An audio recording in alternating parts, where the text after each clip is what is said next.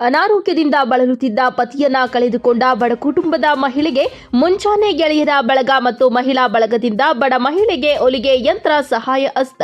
ತಾಲೂಕಿನ ಮಾಜಿ ಕನ್ನಡ ಸಾಹಿತ್ಯ ಪರಿಷತ್ ಅಧ್ಯಕ್ಷರಾಗಿದ್ದ ಸಿದ್ದಗಿರಿ ನಂಜುಂಡಸ್ವಾಮಿ ಅವರು ಕೆಲವು ವರ್ಷಗಳ ಹಿಂದೆ ನಿಧನರಾಗಿದ್ದರು.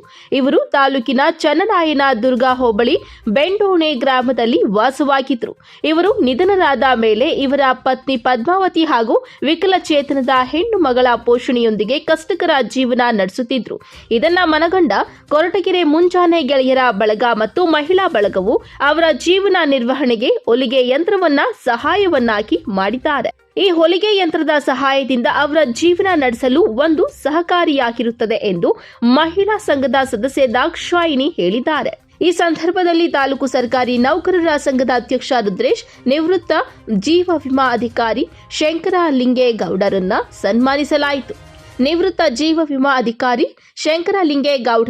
ಸನ್ಮಾನಿಸಲಾಯಿತು.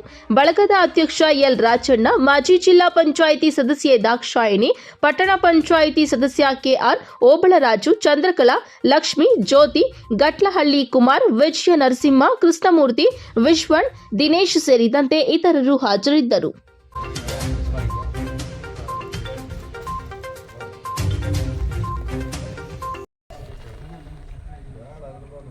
ತಮ್ಮೆಲ್ಲರಿಂದ ತಮ್ಮ ಅನುಕರಣೆಯಿಂದ ನಮಗೊಂದು ಈ ಮಿಷಿನ್ ಹೊಲಿಗೆಯನ್ನು ತಯಾರು ಮಾಡಿದ್ದಕ್ಕೆ ಕೊಟ್ಟಿದ್ದಕ್ಕೆ ಧನ್ಯವಾದಗಳು. ನಾವೆಂದೂ ಮಾತಾಡಿಲ್ಲ, ತಪ್ಪಿದ್ರೆ ಕ್ಷಮಿಸಿಬಿಡಿ.